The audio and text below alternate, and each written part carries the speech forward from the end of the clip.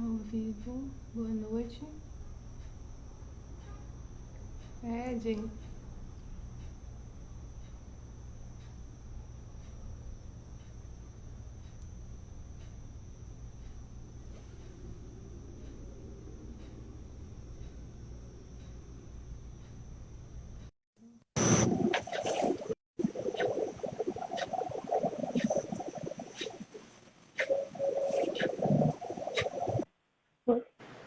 Foi. Oi, Oi, Ed. boa noite. E aí? Boa noite. Como é que você tá? Quanto tempo, Ed? Bastante tempo, né? Tô bem, e Menino, você? tô bem. Foi uma surpresa pra mim saber que você tinha pós-graduação em psicologia analítica, sabia? Falei, nossa, que Pra legal. mim Eu te também falei, não foi. foi? Pra mim também foi. Foi? Eu vou até falar um pouquinho sobre isso, que pra mim também Ah, foi. então sim, então vamos. Se quiser falar sobre isso, que eu também fiquei curiosa. Eu fiquei falando, será que vai dar tempo de eu entender um pouquinho como foi esse percurso seu até analista, né? Porque na época da faculdade a gente já falava um pouco sobre, porque não tinha disciplina, né? Já não tinha disciplina assim na grade. Então já diminuiu o discurso, assim, o conteúdo dessa área por conta de a gente também não ter essa disciplina, né? E a gente fazia mais de- é, estudos fora da faculdade, né? Eu lembro que eu estudava muito Sim. com pessoas, né, de grupos fora da faculdade. E aí, nesse sentido, eu fiquei curiosa de saber como você entrou nessa psicologia analítica. Você quer falar também, né? Sim, sim. Já é para iniciar então? Bora, que o tempo é curto. Pode Tá falar. bom. Boa noite, gente, né? Eu sou Ednilton, eu psicólogo. Desculpa, que inicial que eu tenho que te apresentar. Ednilton Alves, gente. Ele é formado pela Universidade Federal da Bahia e pós-graduado também pela Universidade Federal da Bahia na psicologia analítica. Que é isso que a gente estava falando da surpresa que a gente teve um do outro, né, com relação a isso. A gente ficou empolgado e eu esqueci de apresentar ele. Tá Mas bom. está apresentado. Então vamos lá. Pronto. Então, boa noite, pessoal. Quando a Aline me fez esse convite, eu recebi com muita responsabilidade, né? Porque falar de qualquer teoria para as pessoas é algo que requer muita responsabilidade, mas também com muita alegria, porque além de eu ter sido colega de turma de Aline, é, poucas vezes eu falei sobre essa teoria sem ser em consultório, né? Sem ser na prática. E quando eu fiz a graduação, e até depois, eu não encontrei na graduação uma abordagem teórica que conversasse com a minha verdade e com a qual eu me sentisse capaz de servir a psicologia. Isso durante a graduação. E pós a graduação, eu iniciei um trabalho, né, com a psicoterapia de abordagem analítica. E por quê? Porque eu me apaixonei pelo trabalho junguiano com os sonhos. E eu sou uma pessoa que lembro muito do que eu sonho, né? Eu acho isso uma dádiva. Lembro muito do que eu sonho. E aí esse trabalho, né, com um terapeuta junguiano fez com que eu encontrasse meu caminho ali. Falei, é por aqui que eu acho que eu posso servir a psicologia. E aí, e isso me fez procurar a especialização, né? E uma frase em especial, e eu vou começar, propriamente dito, a falar sobre a abordagem com essa frase, de Jung me chamou a atenção, que ele diz assim: dentro de cada um de nós há um outro que não conhecemos, e ele fala conosco por meio dos sonhos. E eu fiquei, como assim? Quem é esse outro que está falando comigo pelos meus sonhos, que fala com a gente pelos sonhos? Eu fiquei coisa de iniciante na teoria, né? E acabei que fiz o meu trabalho de conclusão na especialização falando sobre os sonhos. E mais para frente eu vou falar um pouquinho melhor disso, né? Dos sonhos, mas é, a psicologia analítica, ou junguiana, você pode encontrar analítica junguiana, simbólica, profunda, complexa, né? Mas a mais conhecida como analítica junguiana, foi criada por Carl Gustav Jung.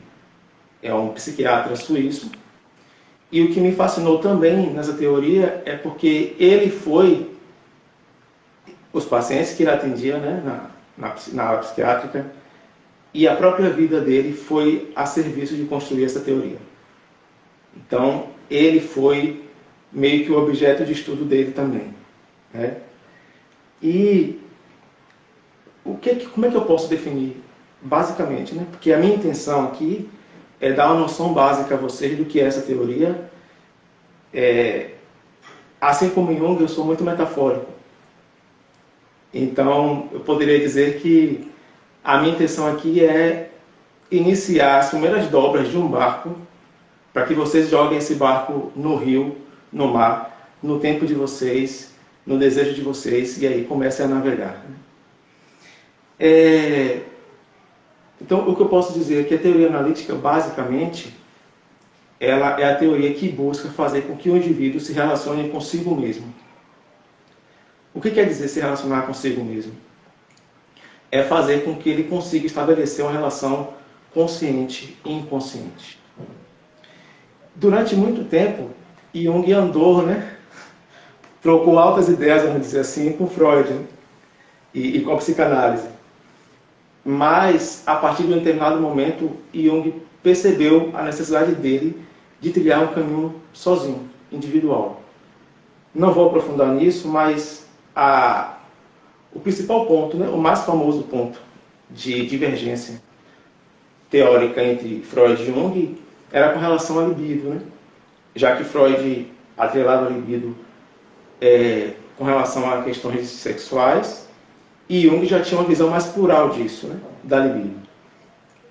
E aí, Jung, ele se apossa de alguns termos de outras áreas, porque Jung foi bebê da antropologia, da arqueologia, da astrologia, da filosofia, enfim.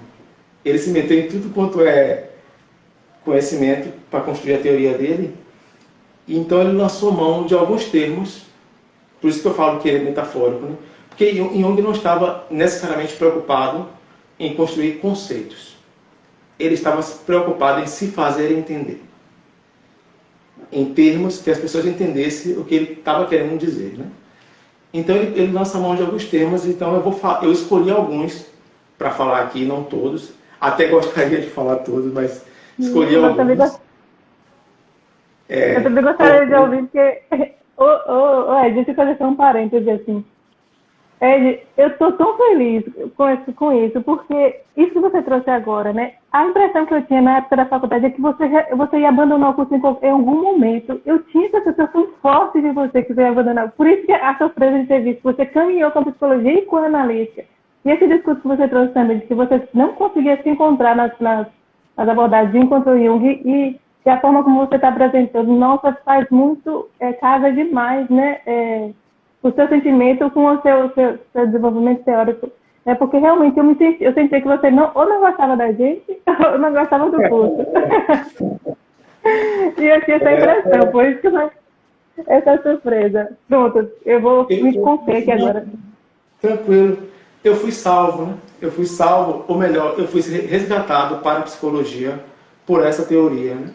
Conversou com minha alma, literalmente, né? E então eu vou trazer alguns conceitos, assim, alguns conceitos que vão parecer mais metafóricos, para dar uma noção geral a vocês do que é, qual é o arcabouço teórico dessa teoria, né? Um dos conceitos que Jung trouxe, que foi novidade à época, é a noção de inconsciente coletivo. Basicamente, bem basicamente, todo mundo já ouviu falar em algum momento de consciente e inconsciente, né? Seria a divisão bem básica da estrutura psíquica. E Jung, ele traz a noção de inconsciente coletivo. E como é que ele se atenta para isso? Ele teve um sonho, ele seguiu muito pelos sonhos dele também, né? Ele teve um sonho onde ele entrava em uma casa e ele sentia que era a casa dele mesmo. E logo quando ele entrava, a casa tinha um aspecto daquela época que ele vivia. E ele foi descendo escadas, como se fossem porões, E a cada porão, a cada andar vão que ele descia, remontava a épocas mais antigas da evolução humana, até chegar lá a tempos arcaicos, né? Então, tiveram outros fatores que fizeram ele chegar a essa dedução, mas esse é o mais conhecido, eu não me alongar muito. Então, o que o Jung pensou? Existe uma camada ainda mais profunda da psique, que é o inconsciente coletivo. E o que seria inconsciente coletivo? Jung está querendo dizer que da mesma forma que a gente herda as características genéticas, ou que a gente herda essa constituição anatômica, né, 12 braços, 2 pernas, coração, rim, enfim, a gente herda também uma herança psicológica comum à humanidade, né? E de que seria formado esse inconsciente coletivo? De instinto e arquétipo. Vou falar só de arquétipo, porque instinto e arquétipo dá muito pano para manga. Então vou ficar só com arquétipo. O que Jung chama de arquétipo? Arquétipo são padrões de comportamento referente a tudo, toda a experiência humana com relação a tudo, com relação à vida. Então, por exemplo, como a humanidade desenvolveu a sua relação com a morte, o nascimento, o casamento, ser professor, ser criança, ser adolescente, ser homem, ser mulher, tudo isso. Existir, o arquétipo seria um modelo de como isso é. Aí eu vou dizer, o arquétipo... Aí eu vou fazer uma analogia com a língua portuguesa, né? Por exemplo, eu era muito ruim, mas disso eu lembro. Sabe aquele assunto radical, prefixo e sufixo? Que toda palavra tem uma raiz, tem um radical, né? Vamos pensar assim. O arquétipo é o radical. E aí, no seu inconsciente pessoal, nas suas vivências pessoais, sua experiência única, individual, já que o inconsciente coletivo se refere a uma herança da humanidade, né? Mas no nível pessoal, no inconsciente pessoal, você vai preencher com prefixos e sufixos da sua experiência esse radical. Então o arquétipo é uma tendência a algo. Se você vai se comportar daquele jeito ou não, vai depender da sua vida pessoal, da sua experiência pessoal. E nesse arquétipo existe algo chamado, no inconsciente coletivo, existe algo chamado self, que eu vou traduzir, e muitos junguianos traduzem como alma. Mas não alma no sentido, vamos dizer, religioso da palavra, mas alma como aquilo que é a nossa fonte. Então, alguns autores chamam de inteligência interna. Então, o self é uma inteligência interna e nele consta tudo o que você pode ser enquanto ser humano. Todo o potencial que você pode desenvolver ao longo da sua vida. Que você vai desenvolver ou não. Mas o self seria o organizador de toda a vida psíquica, contendo todo o potencial do que você pode ser. Nesse sentido, há uma novidade aqui com relação a que a psicologia analítica está trazendo, né? Para a psicologia analítica, para Jung, a consciência se originou do inconsciente coletivo. Quando nascemos, estamos mergulhados no inconsciente coletivo. Aí desenvolvemos o inconsciente pessoal, do inconsciente pessoal desenvolvemos a consciência e como centro organizador da consciência, o ego. Esses termos, com certeza, mesmo que não é da área da psicologia, deve ter ouvido consciência, ego, inconsciente, né? Então, inconsciente pessoal, como eu falei, as nossas vivências individuais, nossos traumas, né? Enfim. Consciência como aquilo que nos conecta com essa vida que aprendemos através dos sentidos, que faz saber que eu sou Ednilton, que estou aqui falando para vocês, conversando com a Aline, do que eu planejo fazer amanhã, do que eu estou sentindo, Alegria, felicidade, nervosismo, tudo misturado. E a consciência tem um organizador, que é o ego. O ego dá essa noção de identidade. E ele é quem é o centro organizador da consciência.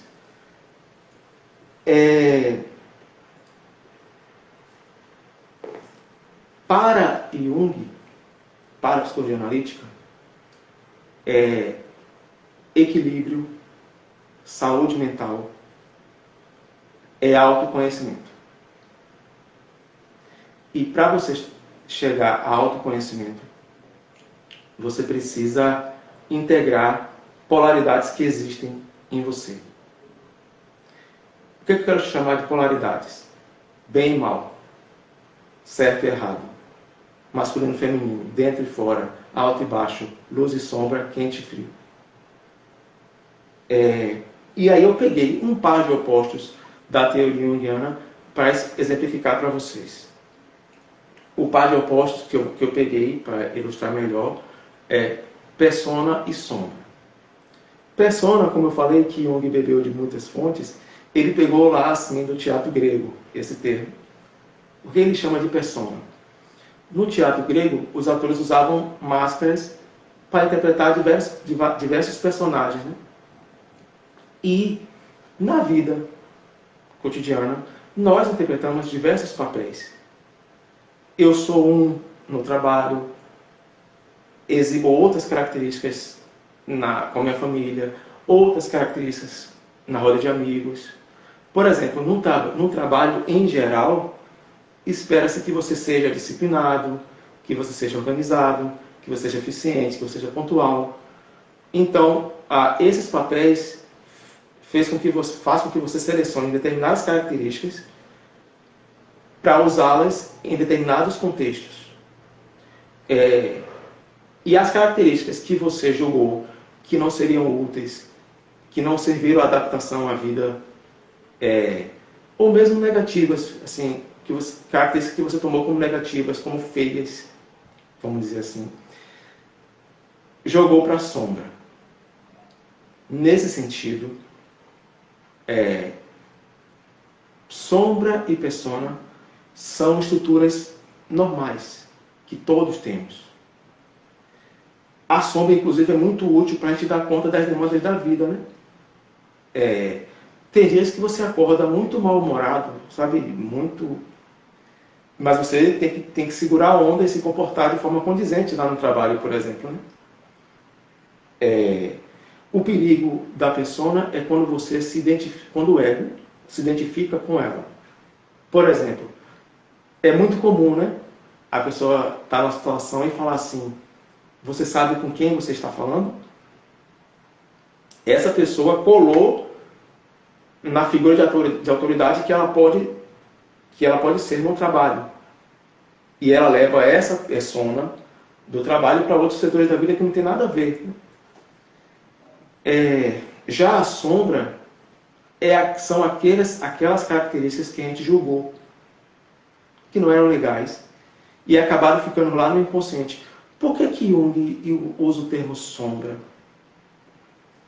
Porque às vezes acaba ganhando esse contorno de ser algo só negativo. Não. Na sombra não tem só aspectos negativos. Uma pessoa que tem a baixa autoestima, por exemplo, ela pode ter na sombra, ou seja, no inconsciente, capacidades e potencialidades que ela não tem acesso porque ela está com baixa autoestima. Então ela não consegue iluminar aquela sombra, aquilo que está na escura que você não vê. Tem um Jean-Paul Sartre, ele fala assim, né? O inferno são os outros. Então, por exemplo, vocês já repararam que a gente tende a dizer assim: não sou eu que sou mentiroso, fulano que é.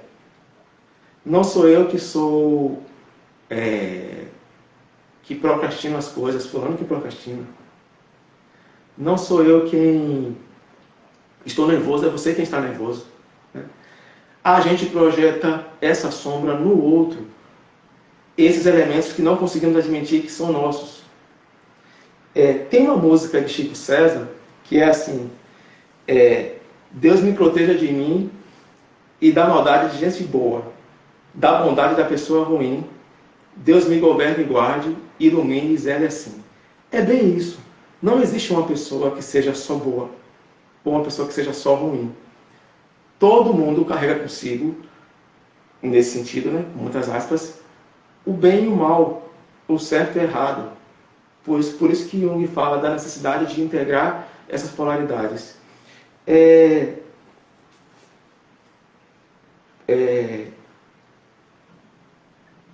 Como você pode ser inteiro se você nega a sombra? Como você pode saber quem você é se você não ilumina outras partes de você? Uma outra estrutura que eu quero falar, que eu acho importante falar, para que se conheça a teoria, todo mundo algum dia já usou ou já ouviu alguém usando a palavra complexo. Fulano é complexado, fulano está com complexo de inferioridade e complexo de superioridade, né? Jung, a teoria analítica, meio que, vou dizer assim, né, lançou moda, porque tem muitos termos da teoria analítica que está no uso popular, caiu no senso comum, né? Por exemplo, vou abrir um parêntese aqui. A noção de introvertido e extrovertido vem de tipos psicológicos que Jung desenvolveu. Complexo também, né? Ele usou esse termo e acabou virando popular. O que são os complexos? Vamos imaginar assim: consciência com o ego no centro, em torno da consciência uma camada que é o inconsciente pessoal e a camada maior que é o inconsciente coletivo. No inconsciente coletivo existem os complexos, ou os arquétipos. No inconsciente pessoal existem os complexos, que são núcleos de energias que ficam ali orbitando a consciência. Esses núcleos de energia têm como centro, os complexos que são núcleos de energia que têm como centro, os arquétipos. Então está relacionado com temas da vida da pessoa. Então, por exemplo, aí eu vou tentar dar um exemplo prático para ver se fica melhor, né? Digamos que uma pessoa, quando criança, sofreu abandono, né? Cristalizou nela esse sentimento de abandono na relação com o pai, com a mãe. Ela viveu essa experiência do abandono. Aí ela cresce, né? Vira adulta. E aí ela se depara com uma situação em que ela vê muitas pessoas em situação de abandono. Por exemplo, vê outras crianças em situação de abandono. Essa experiência é um gatilho para ativar o complexo dela de salvador. Porque como ela foi abandonada, ela vai ser tomada por esse complexo, né? Que é um núcleo afetivo, um núcleo de emoções, um núcleo de traumas. E ela vai ser tomada por esse complexo. Jung fala, nós não temos complexo. Eles é quem nos tem. Porque pense esses núcleos de energia como se fossem ímãs, que quando ativados, e na teoria analítica a gente chama de constelados, ganham carga emocional, eles começam a puxar o ego. E se for muito forte, ele acaba dominando o ego. Aí, veja, repare. Eu gosto de dar exemplos com filme, por exemplo. Quem assistiu aquele filme Fragmentado e viu que ele tinha várias subpersonalidades, né? A gente pode enxergar ali, se eu não me engano eram 12? Não lembro. Mais, eu acho que eram mais. Eu acho que eram mais. Mas cada um ali a gente pode ver como um arquétipo, ou como um complexo. E por que eu dei o exemplo de fragmentado? Porque você vê que o complexo muda o funcionamento do ego. Vira outra pessoa.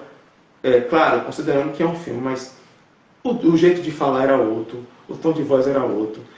Mudava até o jeito de sentar, de andar, de falar. E aí eu vou tentar dar um exemplo agora do cotidiano mesmo, né?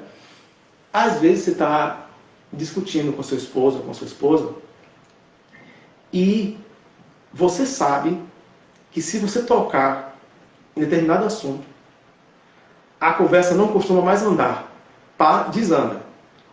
Você já sabe, ó, tá conversando, chega um determinado ponto da conversa que não vai mais para lugar nenhum, ele muda até o tom, fica irritado, a conversa não vai. É um complexo agindo. O complexo tira o ego, né? Essa noção de identidade do centro da ação, e ele toma a pessoa. É tanto que Jung fala que, em épocas mais antigas, o que as pessoas chamavam de possessão demoníaca, por exemplo, poderiam ser pessoas tomadas por complexos, né? De tal forma que perdiam o controle mesmo até do corpo. Aí, por exemplo, aí, como é que eu faço?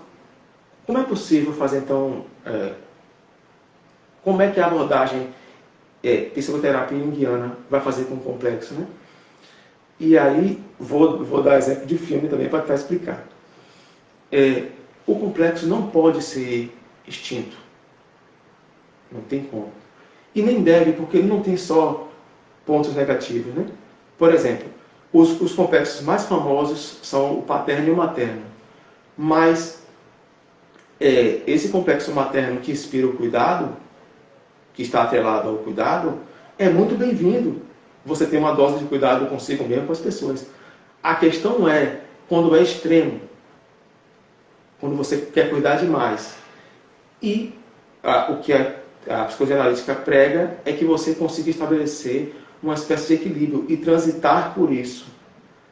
Nem cuidar de menos, nem cuidar de mais. Tem níveis de cuidado, né? E por que eu disse que ia dar um exemplo com um filme? Eu não vou lembrar o nome do filme, mas desses filmes de tsunami, o pessoal da cidade ficou sabendo que havia uma onda gigante se aproximando. Não dava mais tempo de fazer nada. A onda vai atingir a cidade, não tem como, né? Vai evacuar a cidade, mas a cidade vai ser atingida pela onda. Eles mandaram bombas em helicóptero para jogar essa onda lá em alto mar, para diminuir o tamanho e a intensidade. Mas como eles fizeram isso? Porque eles ganharam consciência de que a onda estava chegando. Fazendo analogia com o processo, né, psíquico, é isso que é possível fazer com o complexo. Ganhar cada vez mais, dentro do possível, consciência de que você tem tais complexos, e de quando, porque ele dá sinais que está chegando, né? Você dá sinais que está chegando. Você perceber que ele está chegando e ter o mínimo de preparo. É como se você preparasse o seu corpo para receber um golpe. Você vai receber. Mas é muito diferente receber um golpe sem estar esperando e receber um golpe estando preparado para aquilo, minimamente, né? Que se resume no processo de ganhar consciência, que é o que, volto a dizer, a teoria analítica prega.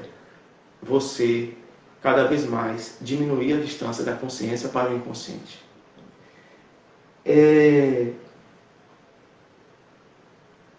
Vai conseguir ter um domínio maior sobre isso, né? É como o Jung fala, que o complexo que tem a gente, né? Isso, então a gente conseguir ter um domínio maior sobre isso, né? Sobre essa possessão, vamos dizer assim. É o que é possível fazer. Não tem. É o que é possível fazer. Então, tem uma palavra de origem africana que é dengo. Mas dengo não é no sentido de uma atuação infantil. Dengo no sentido de procurar abrigo no outro. Encontrar abrigo no outro. Sabe esse outro que eu falei, que conversa conosco por meio dos sonhos? Eu uso a expressão dengo nesse sentido, né? Você receber, ter a possibilidade de receber e de dar dengo a esse outro. No sentido de acolher, de ter abrigo no outro, né? Agora, tem um filme chamado Um Método Perigoso. Eu não sei se você já ouviu falar. dando todos os descontos de ser um filme, né? Mas ele fala muito bem de como foram os primeiros contatos de Jung com Freud, de como Jung descobriu essa atuação do inconsciente e do complexo. Fica muito claro ali, muito bem ilustrado. A atuação daquela atriz, que eu não lembro o nome, é muito boa. Né? E naquele filme, ele começa a dar as primeiras noções de sincronicidade. Né? Eu vou falar muito, muito rapidamente. Não tinha plano de falar não, mas me deu vontade de falar, então vou falar. Sincronicidade, como é que Jung pensou nisso?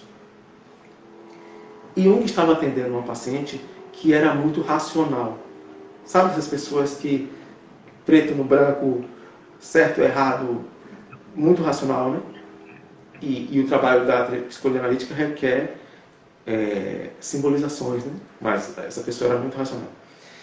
E aí ela estava contando para ele um sonho em que ela recebia uma joia que chama escaravelho de ouro, que é uma joia em forma de um besouro. Bem na hora que ela estava contando esse sonho para ele ouviu batidas na janela, no vidro da janela, e aí ele foi ver, era um besouro com um formato muito, muito, muito semelhante ao da joia do sonho, né, dessa paciente. Baseado nesse sonho, aí Jung foi para a física, foi estudar, né? Ele começou a desenvolver essa noção de sincronicidade. O que seria então sincronicidade? Coincidências significativas. Eventos correlacionados no tempo, que tenham significado. Não são simples coincidências. Há de convir que o besouro aparecer naquele horário, com aquela paciente, na hora que ela estava contando o sonho que recebia a joia de um besouro, é uma coincidência muito significativa. Então não é qualquer coincidência, né? É uma coincidência significativa. O que Jung quer dizer com isso? Só para eu encerrar e voltar para a pauta, né? Que um evento psíquico pode encontrar um correlato no mundo material, no mundo externo, no mundo físico. E isso que Jung está desenvolvendo com a noção de sincronicidade. Falei só para despertar a curiosidade de vocês, mas vou voltar para a pauta, né? Eu validei muito isso, esses eventos. Assim. É por isso que eu falei um pouco nas Eu histórias. também. Né? Eu também. Inclusive, algumas sincronicidades, além do trabalho com sonhos, me levaram para a psicologia analítica também. Né? E só depois de estudá-la que eu entendi isso. E eu, na época do estágio, eu optei, quase que eu saí da área da clínica, e como eu estava fazendo terapia na Jungiana, eu fiz uma terapia na Jungiana, eu comecei a sonhar muito que eu estava sendo negligente, eu fiz sequência de sonhos negligente, né? E aí, quando eu decidi pela clínica, eu parei de sonhar com esse tema. Aí, isso aquilo fantástico. Assim. Então, foi um dengo, né? Foi um dengo, né? Do meu... Agora, eu vou tentar falar um pouco da prática mesmo, né? Da psicoterapia junguiana. Qual é a grande missão do psicoterapeuta junguiano? Ajudar e testemunhar o encontro do paciente com ele mesmo. O encontro ou a tomada de consciência de aspectos inconscientes sobre ele mesmo. E uma vez que tome consciência de tais aspectos inconscientes, passe a integrar a personalidade daquele sujeito. Falando assim, alguém pode pensar que é fácil. Não é. É muito difícil. Tomar consciência do que nós somos é muito difícil. A psicologia analítica acredita que a psique é uma psique criativa. Em que sentido criativa? Que as fantasias, que os sonhos, que os delírios, que a imaginação,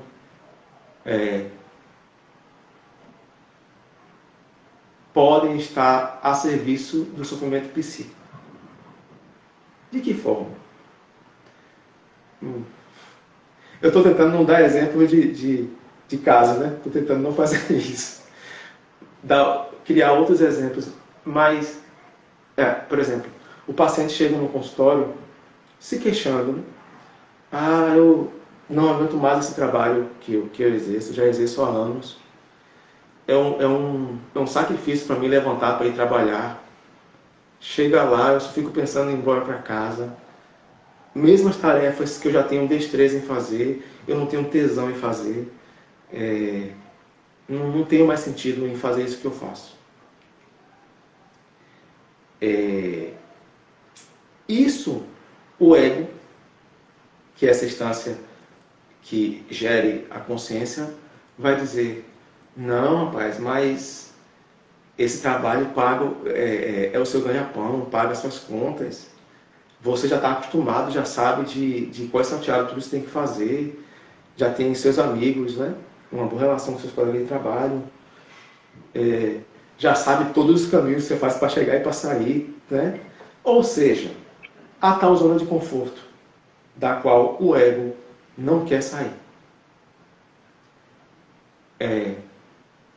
Esse sentimento, não faz mais sentido para mim, não está dando, já deu isso aqui para mim e tal, não me vejo mais fazendo isso.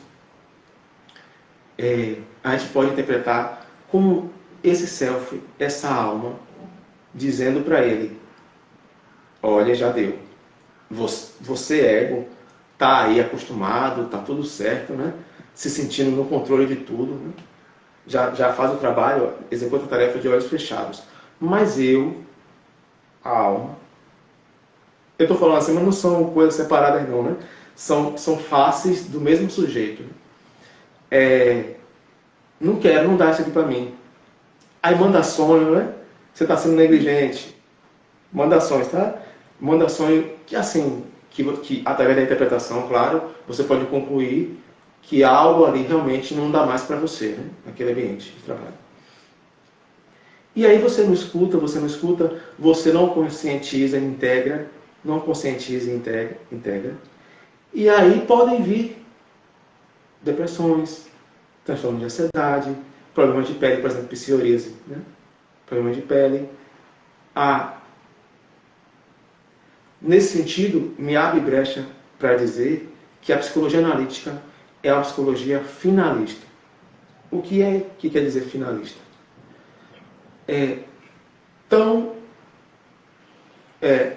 Ela dá crédito à importância de você perguntar: poxa, por que deprimiu? Por que está ansioso? É importante perguntar. Mas mais importante que perguntar por que para que precisou deprimir? Para que precisou chegar ao ponto de ficar ansioso? Essa ansiedade que extrapola os níveis normais de um ser humano, né? Porque a ansiedade é normal. Os níveis extrapolados é que passa a incomodar, né? Por que precisou desenvolver psoríase? Por que precisou perder o sono, a insônia, né? Então, isso é uma intervenção da alma, é uma intervenção do self. Não me ouviu, vou me retirar. A alma se retira, nem que seja por um tempo, mas se retira. E, pela própria origem da palavra alma, a pessoa desanimada é uma pessoa sem alma. Então a alma se retira. Então é nesse sentido que eu digo simbólico, né? Que a psique é criativa. A depressão, o transtorno de ansiedade, não está ali por nada. Está ali porque é uma forma e uma forma extrema do self, da alma dizer, olha, preste atenção nisso aqui. Nisso que eu estou falando há um tempo e você está teimoso. Eu estou falando assim, gente, né? Tal, mas não é fácil ouvir a alma, não. Não é fácil ouvir o self, não. Não é fácil olhar para o inconsciente e entender o que o inconsciente está dizendo. Né? Eu estou falando assim, mas é um processo muito difícil. Nesse sentido, o que é a cura? O que seria a cura para a psicologia analítica? Cura é transformação. Transformação que é possível para você, para cada indivíduo, há um nível de transformação diferente. Então, e como é que se chega à transformação? Através do processo de individuação, que é uma das grandes pérolas da teoria e da prática da psicoterapia analítica. Né? O que é o processo de individuação? Que vai parecer fácil ainda na definição, mas dá um trabalho que leva uma vida. É você se tornar você mesmo. E como é difícil nos tornar a nós mesmos.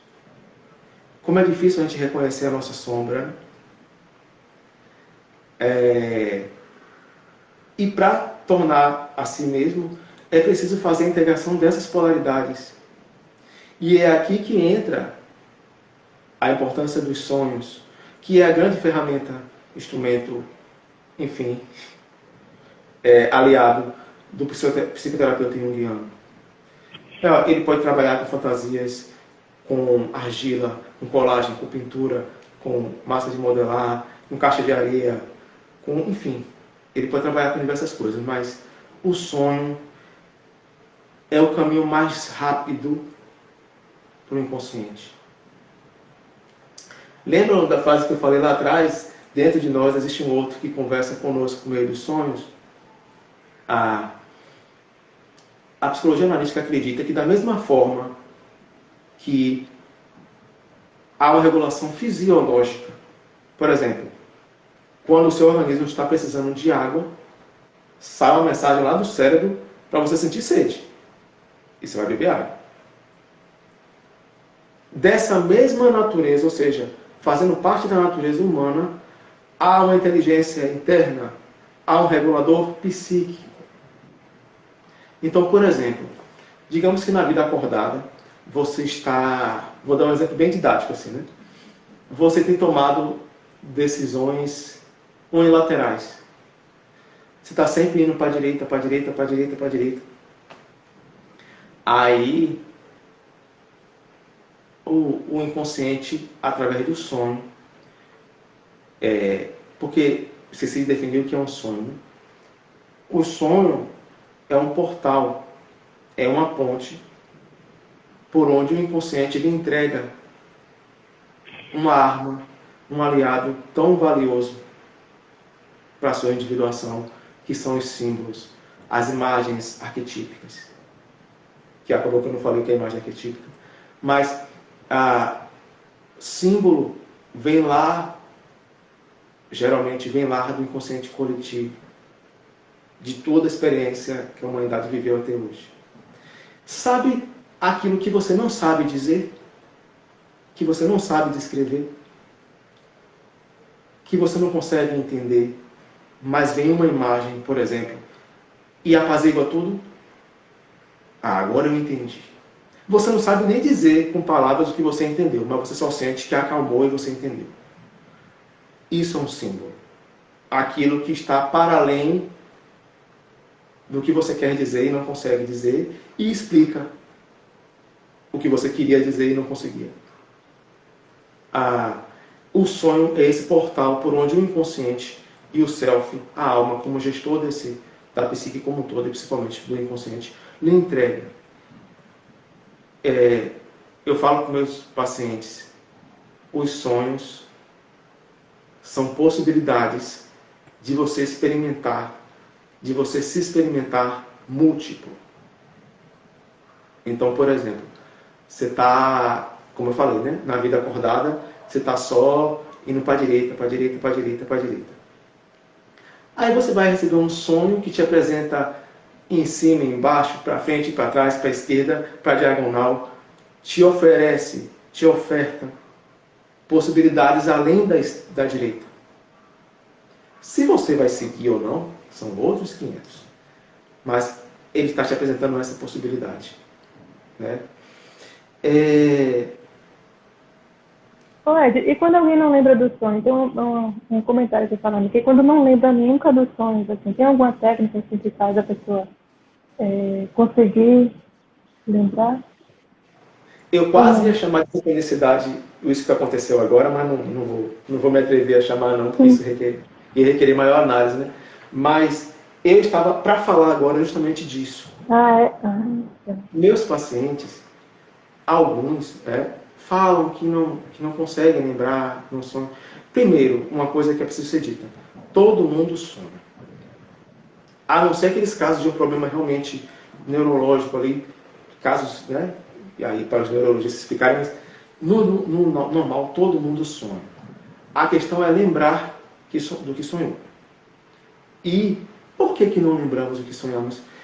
Tem um neurocientista chamado Siddhartha Ribeiro, não sei se alguém já ouviu falar, né? Que ele lançou um livro chamado, ele lançou acho que 2019, 2021, uma coisa assim, chamado O Oráculo da Noite.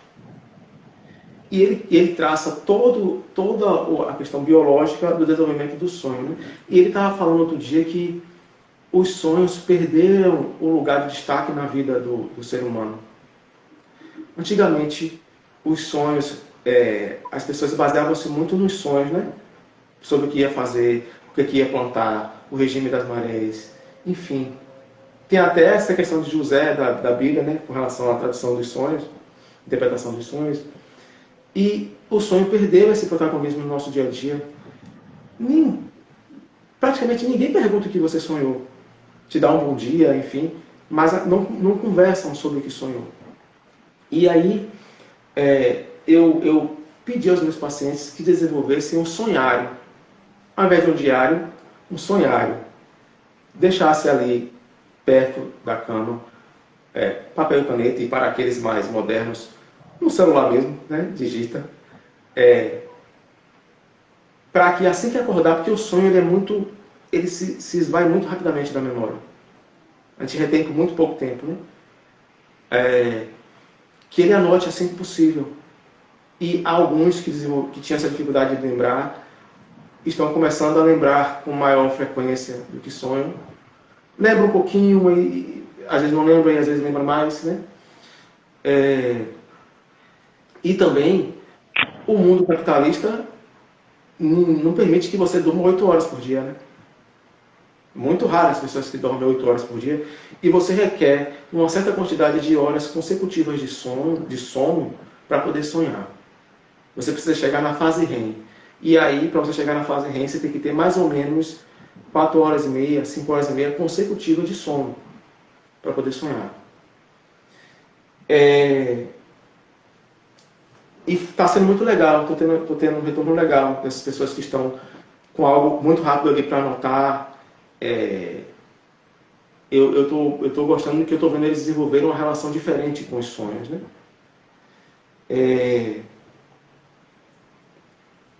Então, assim como chover, como trovejar, relampaguear, não fazer analogia assim. Os sonhos são um recurso natural. Não é nada assim, sabe, de sobrenatural, sabe?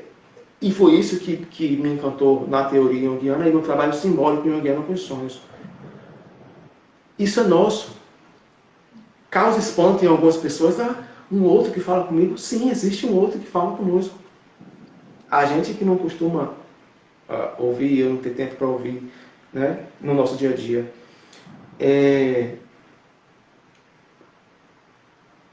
Então, a meta da psicologia analítica é a autorrealização, o autoconhecimento.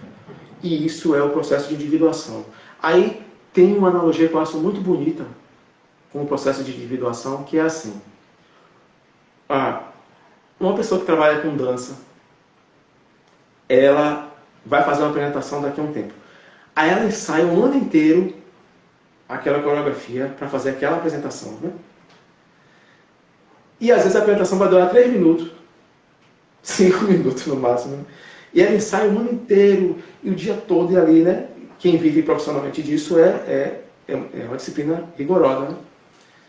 A individuação é o trajeto e a meta ao mesmo tempo. São os ensaios de um ano, mais a apresentação de 3 minutos.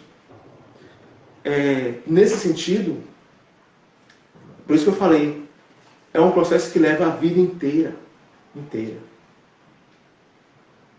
Você está se individuando à medida que você vai vivendo, integrando opostos, diminuindo a distância da sua consciência para o seu inconsciente, do seu ego com o seu self. Então, eu estou vendo que o tempo está acabando. Tá vendo como é pequeno? É horrível isso. Eu estou empolgando. Então, assim, a mensagem que eu quero passar para vocês. O que é a individuação, que é a meta do trabalho junguiano? É o que a psicologia analítica pretende ofertar e ajudar as pessoas a fazerem. É você se tornar quem você nasceu com potencial para ser. No meio do caminho, você vai encontrar coisas negativas sobre você, que não adianta você negar, você reprimir. Você precisa integrá-las, senão você não vai ser inteiro. Nesse sentido, a psicologia analítica pergunta: como cada um de nós, como você, vai conquistar a si mesmo? E aí eu vou extrapolar. Eu falei da coreografia, né? Qual é a sua coreografia para a vida? Qual é o seu jeito de amar? E o que o amor faz com você quando se sente amado? Qual é o seu jeito de sentir dor? Qual é o seu jeito de ser alegre? Qual é o seu jeito de ser feliz? E o que tudo isso faz com você? Nelson Rodrigues tem uma frase que eu acho que resume muito bem isso. Muito, muito bem isso. Ele diz assim: aprendi a ser o máximo possível, ou aprendi a ser o máximo possível de mim mesmo.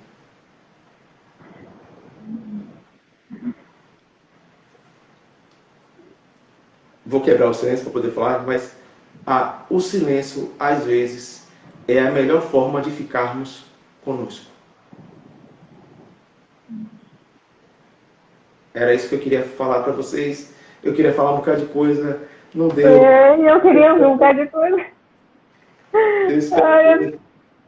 Tem uns 5 minutinhos só. Esse que você trouxe, Nelson Rodrigues, né? E você trouxe aquela questão, né? A gente se tornar ser quem é, que é a coisa mais difícil, né? Sim. Que é a coisa mais libertadora, né? Esse processo de integrar o que a gente é, seja luz, sombra, né? É libertador. Isso, eu fiquei muito empolgada nessa sua live, me perdi até de te apresentar, porque eu tinha uma experiência na psicologia analítica e na psicanálise. Quando a gente passa pelo processo, a gente é diferente quando a gente só lê, né, só a teoria, você conhece o conceito. Quando você passa o processo de a coisa funcionando, você vê como aquilo realmente lhe dá um sentido mesmo. Eu devo muito à psicologia analítica, muito, muito mesmo. Quando os sonhos me mostraram, né, que eu estava nesse sentido negligente, né, e você trouxe o conceito de dengue, né, que eu achei ótimo, que eu fui para o primeiro dia de estágio na clínica lá, e a UPA estava montada para a clínica. Eu não precisava fazer esforço nenhum, era só fazer estágio na clínica lá da UPA. Eu fui inventar outro estágio, e eu passei uma semana mal, muito mal, muito mal. Eu comecei a fazer estágio na clínica da dor, lá no hospital universitário. E não estava me sentindo bem com aquilo, e os sonhos me mostrando. Quando eu desisti, eu fiquei uma semana, vi que não aguentava mais. Uma semana eu já não aguentava mais. Eu fui para o atendimento na UFBA, eu não senti segurança, eu não senti medo, eu me senti como se estivesse inchado, uma coisa natural, uma coisa natural. E uma usina dentro de mim, assim, fluindo de energia, essa questão da criatividade também, pensamento começou a fluir, traz saúde para a gente, quando a gente se integra mesmo, né? E aí eu estava muito querendo dar respostas sociais, né? Que eu imaginava que um estado fora ia dar ser melhor para minha, né? Para minha experiência, né? De estudante, quase já me formando. Então essas coisas, essas ideias loucas me fizeram tomar decisões que não estavam em favor da minha alma, né? E aí e a sorte que eu estava no processo terapêutico, senão eu não sei o que seria, né? Eu acho que não sei se eu negaria esses pontos, provavelmente negaria, ia ser muito doloroso para mim. Então eu devo muito à psicologia analítica nesse sentido, né? De me colocar mesmo no caminho. E depois, quando eu tive a experiência, né, de saber como é que eram os sonhos, que eu fiquei 1 ano trabalhando nos sonhos, eu nunca deixei de mão, assim, eu não consigo mais, né? Porque eu não posso fazer minha própria, né? Não posso analisar meu próprio sonho, mas eu não deixo de mão. Quando eu sonho alguma coisa muito significativa assim, eu fico assim, tentando ver se eu estou fazendo alguma coisa errada comigo mesmo, assim. Eu nunca deixo eles passarem, assim, percebido mais. Assim, não sei se voltaria para a experiência, né? Porque eu estou agora com psicanálise, então meu processo é realmente análise, fazer análise. Mas, assim, eu sei o quanto é eficiente, é quanto muda nosso caminho para o nosso desenvolvimento mesmo, na psicologia analítica. Por isso que eu estou muito, assim, até um pouco emocionada com essa live, porque eu sei o que fez comigo, eu sei o que isso fez comigo. Dois. Dois, né? E você também. Mas Quando sabe eu por soube quê? também. Mas sabe por quê, imagino? Você se aproximar da alma, apesar de ser difícil, é muito, muito gratificante. É muito recompensador. Muito recompensador. Daí tinha que ser algo difícil mesmo, para você chegar no tesouro, não vai chegar no tesouro fácil, né? Então, mas é muito recompensador, né? E eu fiquei muito feliz de poder falar sobre isso aqui com vocês. Me empolguei mesmo. Nossa, você vê que o tempo é pouquinho, né, Ed? A Um gente pouquinho acaba demais. no muito pouquinho. Por isso que eu já começo, a gente começa, porque a gente tem pouco tempo. Não falei Mas quase assim, nada disso aqui. Não falei quase nada disso é aqui. isso. Ah, e quando eu for em Salvador, a gente marca uma reunião, aí a gente fala mais de Pronto, viu? pronto. Eu Mas quero foi muito agradecer. bom para mim. Foi maravilhoso. Sempre está sendo muito bom para mim, né? Esses encontros, Parabéns por né? essa iniciativa de levar para as Nossa, pessoas, né? Essa diversidade de abordagens. essas informações, né? E Rica, né? Psicologia. tem uma coisa legal de Jung, é que ele considera a importância e o valor de todas as outras técnicas e abordagens. Pois Ele não é, tem considera... valor, né? Tem muito valor. E eu Sim. queria mostrar justamente isso, a riqueza que é a psicologia clínica, né? São diversas abordagens, cada um trazendo muita informação importante, muito que oferecer à sociedade. Então a gente se identifica mais com um ou com o outro, né? Tem uma identificação com o inconsciente, então por isso que a analítica e Freud e Lacan, isso me toma, né? Isso tem a ver com o meu inconsciente pessoal, né? Sei lá, deve ter a Passou? ver. A questão da identificação com as teorias, né? Eu me identifico mais com o Sim. inconsciente, com a questão do inconsciente. Sim. Então, eu me sinto muito em casa nesses conteúdos. Mas as experiências que eu tive com as outras, e como eles estão trazendo agora os conteúdos, né? A gente está vendo o quanto é importante, né? Paulinho falou, psicodrama, né? Análise de comportamento, psicodrama já falou, TCC, e a gente vai falar de mais outros. E cada uma trazendo muito significado, né? Muito sentido, né? O que é a psicologia, a ação da psicologia na sociedade, né? Eu acho por isso que eu pensei em trazer a psicologia clínica, porque eu queria mostrar o quanto é rico, né? Esse trabalho. Sim. E aí a dica para quem está procurando uma abordagem para iniciar um processo, vê se você encontra uma que faça sua alma tremer no Isso, saco, é isso, né? é isso. A minha eu encontrei nessa. Aí eu fiquei muito feliz com isso. A gente tem 25 segundos, 24, 23. Muito obrigada, viu, Ed? Muito obrigada mesmo. A gente vai se falando, né, no decorrer. Eu acho que esse contato é inicial e a gente vai estreitar as relações, eu espero, né, a partir de agora. Um reencontro mesmo, né? Essas lives eu tenho um reencontro. Então, muito obrigada. Muito obrigada mesmo. Estou à disposição. Obrigado quem assistiu. Tchau.